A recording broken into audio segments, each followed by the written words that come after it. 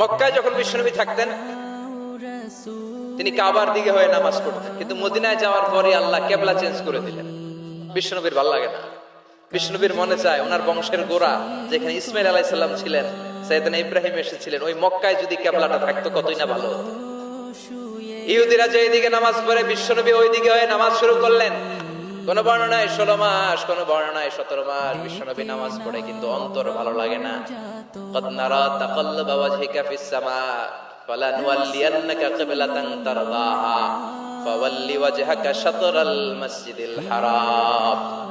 আল্লাহ বললেন, নবী আমি বুঝি আপনি নামাজ পড়েন আর নামাজের পরে আকাশের দিকে তাকান যে আমি কিছু কই কিনা। সুবহানাল্লাহ কয় না?